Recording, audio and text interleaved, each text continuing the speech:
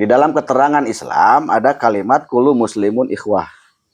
Itu semua muslim itu saudara. Mana buktinya? Itu sebatas keterangan, bohong, kenyataannya bohong. Gitu. Kenapa dikatakan bohong? Kenapa berani berbicara bohong itu keterangan? Karena faktanya itu setiap golongan yang berbeda akidah itu tidak akur. Contoh golongan A mengkafirkan, mengkuburkan, menyalahkan golongan B.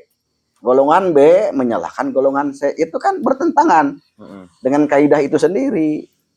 Gitu. Kalau Islam punya kalimat kullu muslimun ikhwah, semua muslim saudara, harus dibuktikan dengan perilaku. Jadi yang menghancurkan Islam siapa? Islam itu sendiri. Nanti kan arahnya ada keterangan. Nanti di akhir zaman Islam bakal muncul 72 golongan. Gitu. Bakal terpecah 70 golongan. Ada yang bilang 70, ada yang bilang 72 golongan. Pertanyaannya muncul, siapa yang memisahkan itu? Yang menyekat-nyekat sampai 70 sekian golongan itu? Kalau bukan orang Islam sendiri.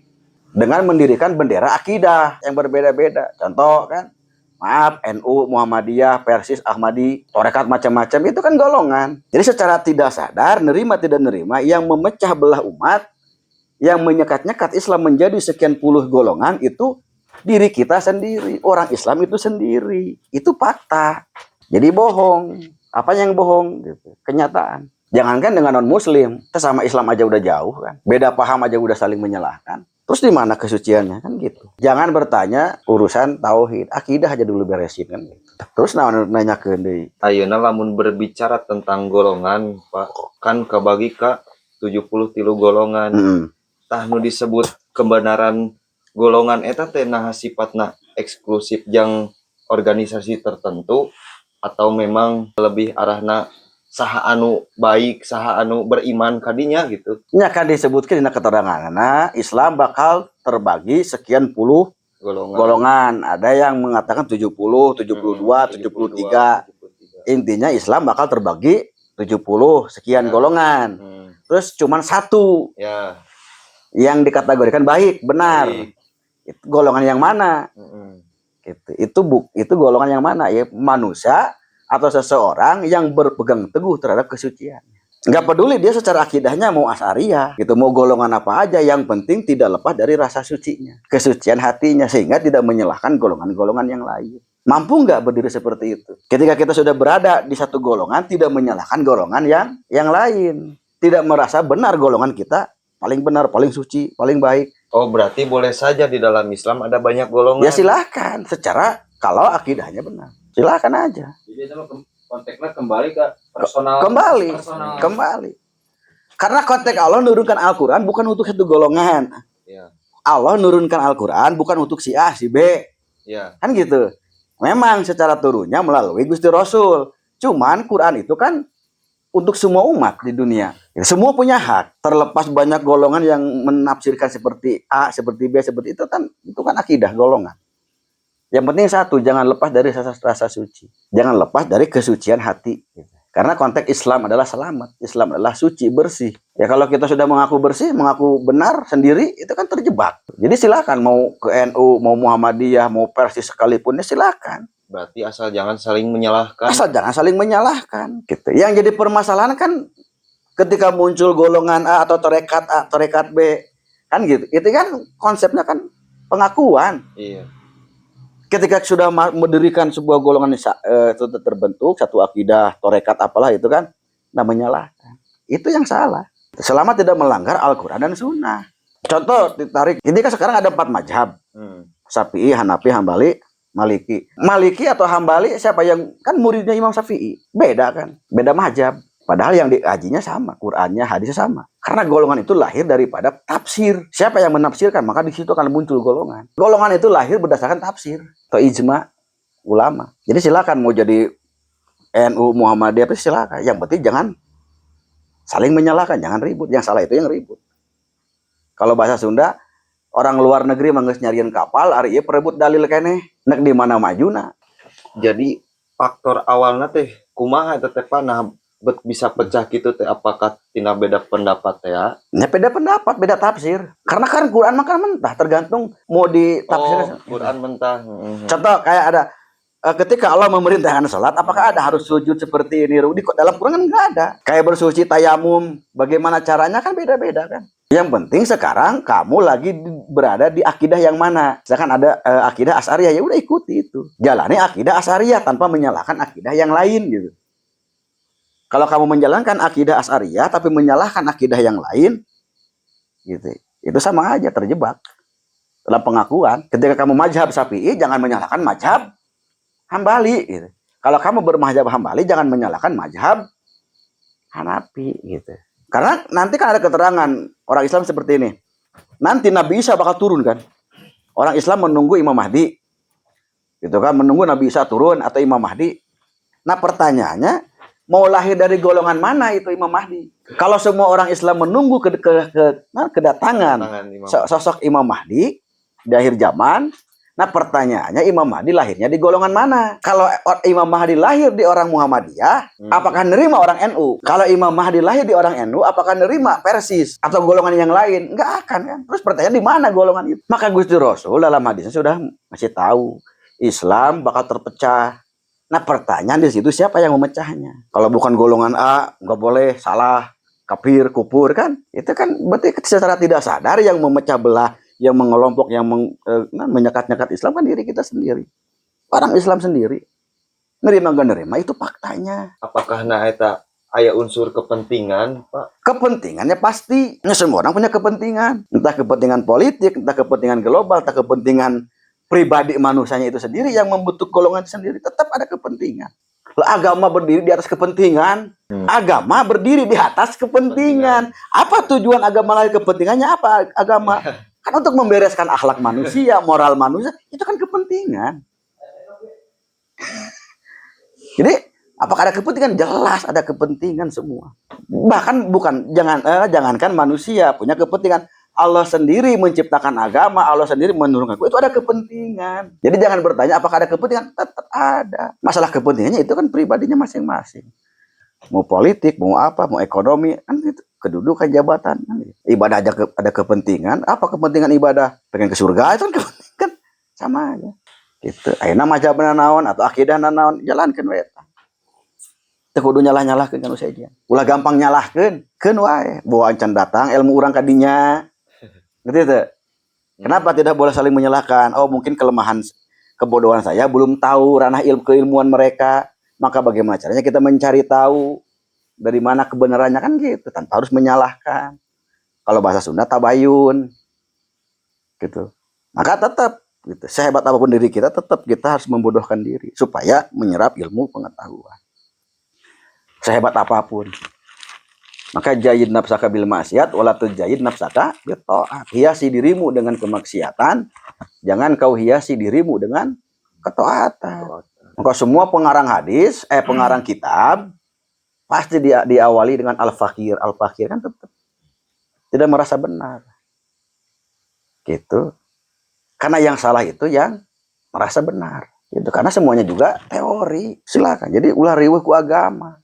Karena orang beragama belum tentu bertuhan. Orang beragama belum tentu bertuhan. Orang bertauhid, berakidah belum tentu bertauhid. Kalau bahasa umum, orang beragama belum tentu bertuhan. Kalau secara masuk ke akidah, orang yang memiliki akidah belum tentu dia bertuhan. Kenapa dia terjebak dalam akidahnya, merasa akidahnya paling baik, paling benar? Kan sama aja kan. Sementara kalau kita mau membaca Quran, tahu dulu kan. Diakhiri dengan shadaqallahul azim, maha benar Allah dengan segala firman-Nya. Kenapa kita harus merasa benar? Siapa diri kita? Berarti kalau kita ngerasa benar sendiri, berarti tidak sadar kita mengaku diri kita Tuhan. Kan di situ maha benar Allah dengan segala firman-Nya. Berarti semua kebenaran itu milik Allah. Kenapa diakui? Maka kan di Islam syariat, tarekat, hakikat, marifat, itu kan jalan. Coba tuh tingkatkan keyakinan teh gitu. Ulah hayu we dina syariat itu naik, kena hakikat, naik kena tarekat, naik kana marifat supaya nepi kanu kalima nya eta kesucian. Gitu. Kunaon kan? Kenapa kesucian itu nilainya paling tinggi di antara 4 jalan syariat ini, keimanan? Lah karena orang akan batal ibadahnya kalau lepas rasa sucinya. Gitu. Akan sah, akan diterima ibadahnya kalau dibarengan dengan rasa sucinya. Maka Islam itu adalah kesucian. Islam itu adalah sumrah, pasrah, ridho, ikhlas. Bersih lahir, bersih batin. Eta Islam. Maka jalan keselamatan. Maka pindahkan posisi agamamu dari KTP ke hati. Gitu. Agama itu jangan nempelnya di KTP, tapi tempelkan agamamu di hatimu. Ketika agama sudah ada dalam hati, maka di situ akan ketemu dengan Tuhannya. Maka terjadilah hati kita yang disebut dengan mafi qalbi ghairullah. Qalbun mu'minun baitullah. Gitu. Kenapa itu salahnya? KTP-nya, agamanya adanya di KTP, bukan di hati. Maka terjadilah riweuh, kan gitu. Baik lagi pada masalah fenomena agama. Nah tadi menurut Akang ada konsep agama tapi tidak bertuhan, beragama tapi tidak bertuhan. Nah menurut pandangan Akang sendiri, tujuan agama itu hanya ketaatan formal atau perjumpaan dengan yang maha hadir? Ya dua-duanya. Karena perkataan beragama tidak bertuhan, beragama banyak yang beragama tidak bertuhan. Nah, tinggal lihat. Kalau orang bertuhan, dia mengetahui konsep-konsep ketuhanan di dalam dirinya, maka hasil dalam kehidupannya bagaimana? Cermin dalam kehidupannya pasti baik. Pasti baik. Kalau orang hanya habis dalam agama, tapi tidak melakukan perjumpaan atau mengetahui dengan siapa, gitu, Tuhannya, sesuai dengan keterangan, barang siapa yang mengenali dirinya, maka dia akan mengenali Tuhannya, gitu. Maka sehebat apapun dalam agamanya, gitu, tanpa lepas dalam ketahuinya, ketuhannya tetap terjebak dalam pengakuan. Pada akhirnya bakal terjebak dalam pengakuan. Itu kenapa banyak fenomena agama semua terjebak dalam pengakuan. Bahwa golongan sayalah yang paling baik. Maka golongan yang lain itu salah. Apalagi kafir dan kufur. Itu konsepnya agama. Gitu. Sementara Allah dalam Al-Quran sudah menutup hal itu terhadap Gusti Rasul sendiri. Lakum dinukum. Udah beres. Kenapa harus diperselisihkan kembali? Karena kalau orang bertuhan akan mengetahui kalau semua ini berdasarkan kudrat dan iradatnya Allah. Dalam rukun iman, baik buruknya itu semua itu kembali kepada Allahnya. Maka di situ yang akan dilihat bukan keburukannya. Tapi apa? Tapi hikmah. Sekarang jadi pejabat korupsi. Semua pejabat punya agama, tapi korupsi. Berarti kan dia tidak takut sama Tuhannya kan. Itu lepas ketuhanannya, lepas ketauhidannya, maka dia korupsi dalam agamanya. Jadi tidak beres dengan agama aja. Makanya di situ kan ada syariat, tarekat, hakikat, marifat, sini kan sucian, kita ada akidah, ada tauhid kan gitu. Kenapa orang beragama belum tentu bertuhan? Ya tinggal lihat. Semua yang ribut di sini takbir Allahu Akbar, di sini takbir Allahu Akbar. Terus mana Allahu Akbar yang sebenarnya kan? Kan seperti itu. Itulah karena semua agama. Ya, tapi kenapa Kang yang memang problematik itu daripada agama Islam itu sendiri? Karena tadi Islam punya moto. Islam tadi ada kalimat kullu muslim ikhwah. Kalau Islam menyatu gitu, dunia bakal beres. Aman. Maka kenapa diserang Islam itu sendiri? Maka dibuatlah framing Islam itu radikal, Islam itu bla bla bla kan seperti itu. Padahal kalau ngambil konsep Islam yang sebenarnya rahmatan lil alamin, itu akan aman. Ekonomi ada, bagaimana caranya kan? Berekonomi yang baik kan gitu, sesuai dengan pedoman-pedoman yang diajarkan oleh Gusti Rasul sendiri dalam Al-Qur'an. Karena semua terjebak dalam akidah. Yang parahnya lagi, maaf, terjebak Islam itu penampilan busana. Cermin Islam itu seperti ini penampilannya, kan itu. Maaf, termasuk di Indonesia kan kalau yang berpenampilan kayak pakai jubah, gamis kan sorban udang-udang seperti gitu kan orang alim kan seperti itu. Maka orang Sunda udah memberikan falsafahnya ulah kabobodo tenjo samaran rupa. Maka hati-hati bakal bermunculan ada istilah iblis berjubah malaikat. Kalau dia mengenali Tuhannya akan enak hidupnya. Tidak akan pernah merasa benar. Maka sholat sidqul qauli, ucapan yang baik. Wa istiqhuhul yang tidak mengaku paling baik. Kalau orang bertuhan akan takut terhadap Tuhannya.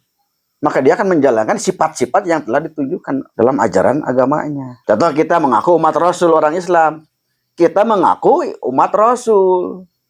Umat Nabi Muhammad. Nah sementara Nabi Muhammad mewariskan 4 sifat. Sidik, tablik, amanah, patonah. Sudah enggak ada di situ? Tidak. Sidik, tablik, amanah, patonah kita. Yang ada hanya penghakiman. Ngerasa ini salah, ini kafir, ini kufur. Gitu. Jadi agama bukan untuk diperdebatkan. Tapi untuk dijalankan. Gitu. Yang aneh lagi membela agama emang butuh dibela. Justru lahirnya agama membela kita, memberikan pengetahuan yang baik dan yang buruk. Itu kan karena adanya ajaran agama. Ini baik, ini buruk, ini salah, ini benar. Itu kan ada anak agama. Ujuk-ujuk kita mau membela agama, justru diri kita yang dibela oleh agama. Maka agama itu kita ageman cek orang Sunda teh mah. Nata bagaimana caranya itu berkehidupan dengan baik, sosial, agama dan lain sebagainya. Jadi kalau nanya bagaimana konteksnya orang yang beragama tapi tidak bertuhan ya itu. Gampang kalau dia jadi pejabat, kalau dia bertuhan pasti amanah dalam jabatannya. Kalau dia jadi pejabat tidak amanah, itu berarti dia tidak bertuhan. Udah sebut gampang kok. Terlepas mau kiai, mau pejabat, ajengan apapun ya kalau jauh dari sifat 4 ini kan sidik tablik amanah patona. Udah. Kita boleh ngaku umat Rasul, Rasulnya mengakui enggak kepada diri kita. Kita gampang ngaku umat Rasul, Rasulnya mengakui enggak kalau kita umatnya. Itu yang harus dipertanyakan. Ketika ngomong Allah Maha Tahu, kita udah tahu diri belum? Gitu. Allah Maha Welas Asih, Roman Rohim. Kita udah welas asih belum? Udah Roman Rohim belum dalam kehidupan? Gitu. Jangan kita menyembah Allah yang Maha Rohman dan Rohim, sementara diri kita, perilaku kita jauh daripada sifat Rohman dan Rohim itu sendiri. Maka bohong. Gitu cek orang Sunda mah ngaku iman ka Allah anu boga sifat subhanallah maha suci ari rasa urang iri dengki ujub ria sombong takabur di mana korelasina nyembah anu maha kaya ari mental jiwa orang miskin ada nyembah anu maha suci ari hate kotor teu daek bebersih lahirna bau batina Allah Maha Tahu kita harus tahu diri maka kita harus patuh iya karena budu penyembahan kepatuhan takwa dulu terhadap Allahnya. Wah iya kan nastain baru di situ. Iya mana budu nambung nastain hayang. Ari gaji hayang, ari gawe embung kan gitu. Ari hayang ke surga, pengen ke surga tapi yang ditincap jalan neraka. Pengen masuk surga yang ditempuh jalan neraka kan gitu. Jadi gampang membedakan mana orang yang bertuhan, gampang. Jangan dilihat dari agamanya, dilihat dari perilakunya. Karena orang banyak bersembunyi di balik jubah agama. Karena agama untuk orang-orang politik itu kepentingan. Maaf, agama untuk orang pendakwah, penceramah itu penghasilan. Beda lagi konsep agama bagi orang-orang yang awam itu pengharapan. Itu fakta yang terjadi, tidak bisa disangka. Karena semua kesinambungan. Maka jangan bangga jadi kiai, jangan bangga jadi ulama, jangan bangga jadi guru, jangan bangga. Kenapa? Akan dituntut. Apa fungsinya jabatan saya sebagai kiai, sebagai ulama? Apa fungsinya kalau tidak ada mustami? Jangan merasa paling baik, paling suci, paling benar. Maka di sini saling membutuhkan. Terus ada nih acara Isra Miraj misalkan, atau acara Mauludan, atau acara pengajian, begitu kiainya ngedoa kan? Kiai mah begitu doa, rizqun kasiron segalanya udah.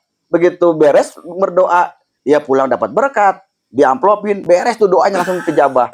Lah mustami begitu bubar, problem kehidupannya muncul lagi. Jadi gampang. Cara membedakan orang yang bertuhan atau tidaknya gampang. Kalau pejabat dia benar nggak baiknya. Itu karena banyak pejabat yang beragama tapi mengingkari agamanya sendiri.